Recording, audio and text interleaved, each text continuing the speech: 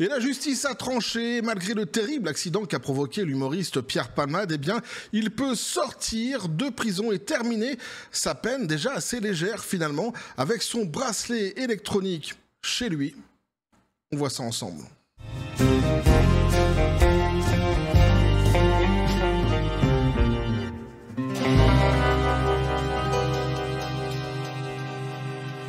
Et donc Pierre Palmade qui sort de prison et qui finira sa peine, déjà pas si lourde que ça finalement, chez lui, tranquillement, avec son bracelet électronique, petit café les copains. Fait de société, me diras-tu, fait de société tout à fait édifiant, te répondrai-je. D'ailleurs, j'en discutais avec Patoche, l'un des shérafs du Discord de la chaîne. Je me demandais si j'allais en parler durant un live ou si j'en ferais une vidéo. Finalement, j'en fais une vidéo. Pourquoi ? Parce que je trouve que cette affaire-ci, Pierre Palmade, finalement cristallise une forme de pratique bien française que je trouve abjecte et qui m'agace profondément. Donc je reviendrai là-dessus à la fin de la vidéo lorsque je vous donnerai mon avis sur tout cela. Mais d'abord, on va rappeler les faits. Qu'est-ce qui s'est passé exactement pour Pierre Palmade, même si je pense que tout le monde a entendu parler de cet accident tragique. On nous dit ici, Pierre Palmade a été reconnu coupable de blessures involontaires sur une famille après la violente collision qu'il a provoquée en février 2023 sur une route de Seine-et-Marne en conduisant sous l'emprise de stupéfiants après 3 jours à consommer des drogues sans dormir. Moi, c'était la toute première fois que j'entendais parler de chemsex. Lorsque j'ai entendu parler de cette histoire-ci, c'est la toute première fois que j'en ai entendu parler. J'ai trouvé ça tout à fait hallucinant. Donc le type, pendant 3 jours, il n'a fait que se droguer, il n'a pas dormi, mais il a pris la voiture. Alors sur un plan humain, c'est incompréhensible. Et ce faisant, forcément, tu vois, après 3 jours de drogue, l'humanité ne doit plus en rester grand-chose. Tu vois, tu es fortement déshumanisé. Quoi qu'il en soit, ça n'excuse absolument rien. Puisque si tu sais que tu pars dans ces pratiques-ci sur plusieurs jours, la moindre des choses, c'est de planquer tes clés.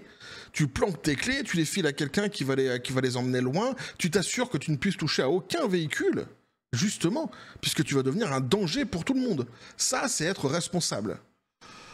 À mon sens.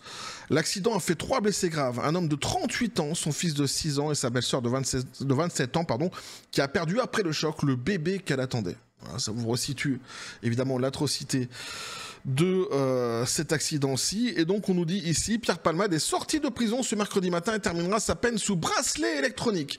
Et alors tu vois, moi j'avais entendu parler de 5 ans de prison, je pensais que c'était 5 ans ferme de prison, mais en fait même pas. En me penchant du coup sur les dernières informations, dès lors que j'ai vu qu'il sortait sous bracelet électronique, je me suis rendu compte qu'en fait la peine, elle était c'est que dalle en fait, c'est minime ce qu'on lui a collé sur la tronche. Écoute bien, on nous dit ici, Pierre Palmade est sorti de la prison de Gradignan après la décision d'aménagement de la peine rendue par la Cour d'appel de Bordeaux mardi. Donc il devra se soumettre à des horaires restrictifs pour sortir de son domicile. Donc lui, il a tout gagné ici. Pierre Palmade est sorti mercredi matin du centre de pénitentiaire de Bordeaux. Alors là, ils disent Gradignan. Je ne sais pas si c'est Bordeaux-Gradignan, Bordeaux-Gradignan, je ne sais plus maintenant. Juste au-dessus, ils disent Gradignan, mais on s'en fout. Il a été incarcéré depuis 4 mois seulement pour avoir provoqué un grave accident routier et poursuivra sa peine de 2 ans de prison ferme sous bracelet électronique à domicile. Donc le type, il n'a que 2 ans de prison ferme. Déjà à la base, pour le crime qu'il a commis, pour l'accident qu'il a commis plutôt, devrais-je dire. Le comédien a quitté la prison en évitant la sortie principale scrutée par les journalistes et est entré chez lui à Bordeaux. La cour d'appel de Bordeaux a rendu son délibéré mardi et elle accorde à l'humoriste un aménagement de sa condamnation de 5 ans de prison, dont 2 ans ferme pour blessure involontaire. À la suite du grave accident de voiture qu'il a causé en février 2023 sur une route de Seine-et-Marne. Donc le type, en fait, sa condamnation, c'était 5 ans de prison, mais seulement 2 ans ferme, déjà. Ça commence comme ça, donc en fait, que 2 ans de prison, c'est tout. Et ces putains de 2 ans de prison qui sont rien du tout. Il va même pas les faire. Il aura fait que 4 mois, il va finir tranquillement chez lui avec un bracelet électronique. Et tout va bien. Et alors moi, ce qui me fait halluciner aussi, c'est l'appellation de, comment ils disent ici, blessure involontaire. Alors je me doute bien que sur un plan juridique, c'est exactement comme ça que ça doit être nommé, il n'y a pas de souci. Néanmoins, on pourra en discuter quand même. Blessure involontaire, quand tu as fait 3 jours de drogue intensive, que tu n'as pas dormi et que tu décides quand même de prendre une voiture à la fin, tu vois, comme je l'ai dit, c'est même pas la décision finale qui est terrible. Puisque la décision finale, on peut comprendre que le type est déshumanisé, tant il a pris énormément de drogue, il est plus là, quelque part, il est plus conscient. C'est la décision initiale. C'est-à-dire que tu sais ce que tu vas faire, tu sais que tu vas passer 3 jours à te droguer à mort, mais tu conserves les clés de ta voiture, hein, tu conserves un moyen de locomotion au cas où, etc., etc. Ça, par contre, c'est tout à fait irresponsable. Et de là, je ne vois pas comment on peut qualifier ce qu'il a fait finalement de blessure involontaire. Parce que ça reviendrait à sortir avec un flingue, à tirer comme ça dans la foule, et à ne viser personne précisément. Et puis, bah, si ça touche des gens, et si ça tue des gens, bah, c'est involontaire. C'est un petit peu pour moi le même schéma. Je trouve ça fou. La décision de la Cour d'appel de Bordeaux, qui confirme celle prise par le juge d'application des peines le 26 mars, prend toutefois acte des motifs qui avaient poussé le parquet de Bordeaux à faire appel. Les horaires d'autorisation de sa sortie de l'humoriste ont ainsi été modifiés, alors que le tribunal de Bordeaux avait dans un premier temps autorisé Pierre Palmade à sortir de chez lui de 9h à 17h tous les jours. La Cour d'appel s'est montrée plus restrictive. L'humoriste aura quartier libre de 9h à 13h le lundi, mardi et jeudi, de 9h à 16h le mercredi, de 9h à 13h, donc nanani nanana, on s'en fout, ça c'est ces aménagements d'horaire, c'est peanuts, quoi. En fait, finalement, je te dis, il s'en sort bien, il a tout ce qu'il voulait là, ici, le gars. C'est hallucinant. Conformément à la loi en vigueur, Pierre Palmade a l'autorisation de se déplacer où il le souhaite en Gironde, durant ses horaires de sortie. Putain. Donc, il doit par ailleurs obtenir une autorisation de la justice pour quitter le territoire national et informer cette dernière de tout projet en dehors du département. Une décision a priori définitive, on nous dit-on ici. Donc, l'idée était que les horaires soient plus restreints et concentrés autour de son besoin de soins. Les 2 autorisations de sortie en soirée répondent à un besoin de santé.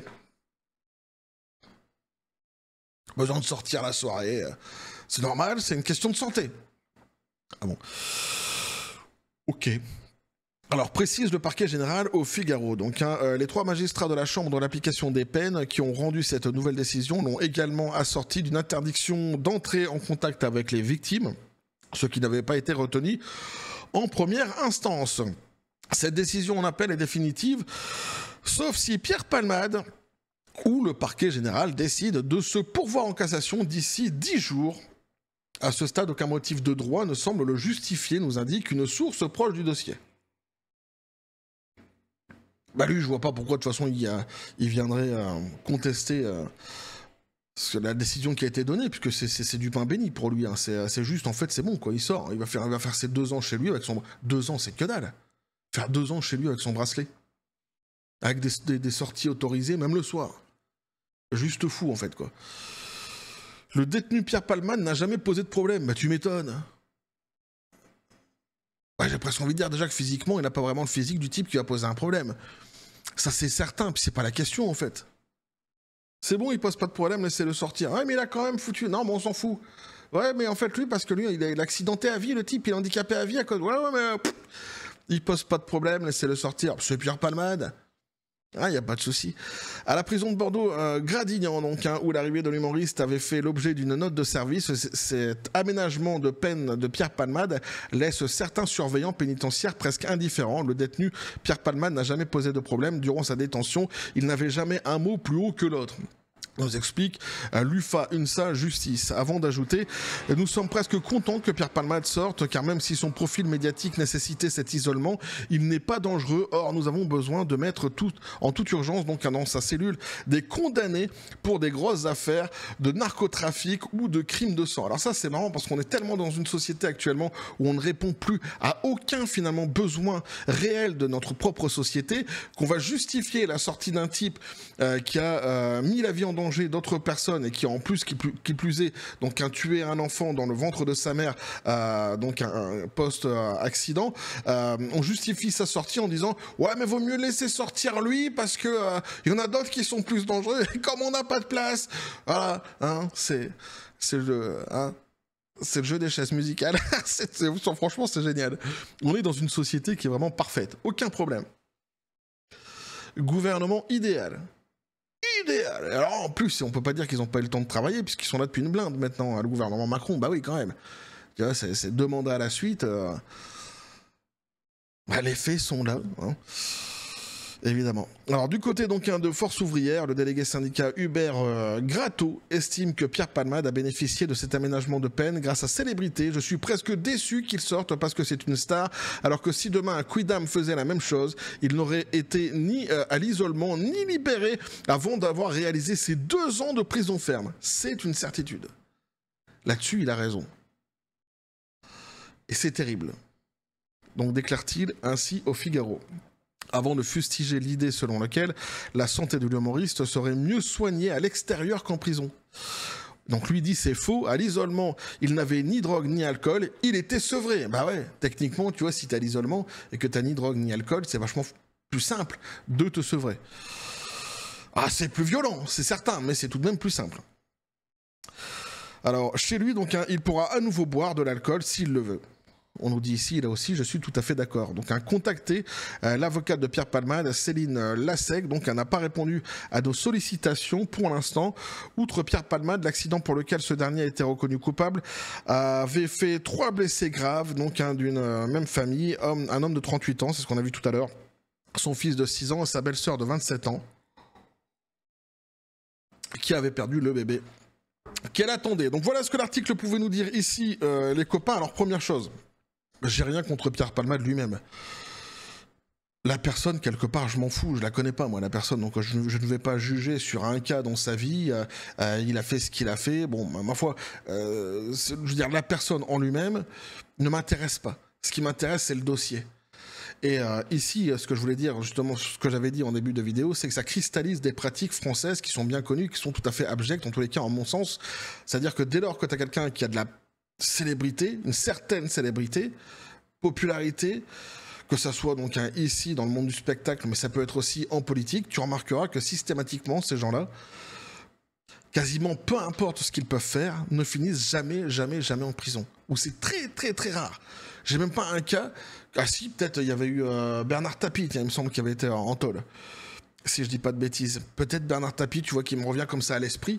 Mais sinon, le nombre de personnes qui ont des casiers judiciaires et qui siègent aux plus hautes instances françaises, c'est juste un truc de dingue. Et pour des faits qui sont parfois extrêmement graves, extrêmement lourds. Hein, le sang contaminé, etc., etc. Toutes ces affaires-ci, tu t'en souviens sans doute toi aussi. Et ici, en fait, eh bien, l'histoire de Pierre Palmade, c'est représentatif de tout cela, d'un procédé, d'une pratique que je trouve tout à fait abjecte en France, de cette justice à 2 vitesses. Hein, les citoyens français ne sont pas égaux face à la loi, c'est une certitude, et davantage encore aujourd'hui où la justice française s'oriente davantage de plus en plus vers l'extrême gauche, là aussi, et on se retrouve avec des décisions de justice qui sont iniques, en mon sens, hein. C'est un avis de citoyen que je vous donne ici, en fait. C'est pour ça que je voulais justement vous proposer ce sujet-ci, parce que c'est un avis de citoyen français que je vous donne. Voilà ce que je pense de ce qui est en train de se passer actuellement en France, et je trouve ça tout à fait abject. Je trouve que c'est dégueulasse. Déjà, je trouve que 2 ans, c'était rien, franchement, par rapport à ce que lui, il a causé en réalité, quoi. C'est-à-dire que tu vas avoir un type qui est handicapé à vie, là, le père de 38 ans, l'enfant, je sais plus dans quel état aussi il était, mais enfin, c'est un truc de fou. La belle-sœur qui perd le bébé qu'elle avait dans le ventre, le type, en fait, il sort. Il fait 4 mois de prison et il sort. Et t'expliques ça comment, en fait, à la famille en face. Tout va bien, quoi. Alors, avec des restrictions nous dit-on, on a restreint son temps de machin d'activité. Ça va, quoi. C'est bon, quoi.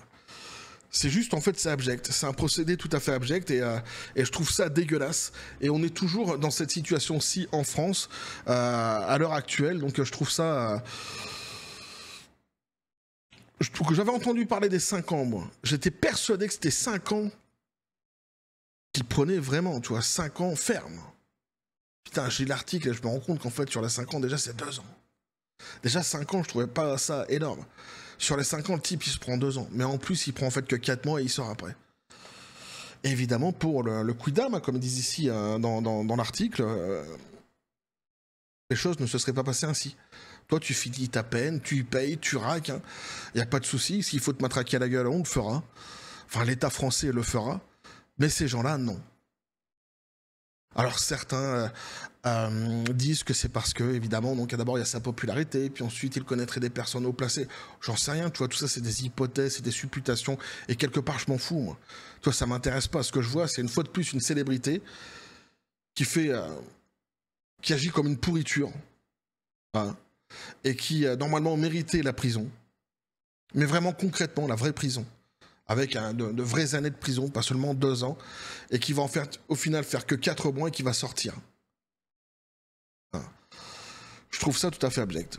Donc c'est pour ça que je voulais vous proposer ce petit sujet-là, les copains. Je ne vais pas m'étaler plus dessus. J'attends vos commentaires maintenant, puis on reviendra sans doute dessus ensemble lors d'un prochain live. Mais voilà, fait de société qui me semble tout à fait édifiant en réalité, comme j'ai dit, qui cristallise des pratiques en France. Je suis sûr que toi aussi, t'en as plein des exemples comme ça, que ce soit dans les célébrités, dans les politiques. Les types, ils sont toujours là. Non seulement ils sont toujours là, et puis ils sont à la tête du pays, quoi.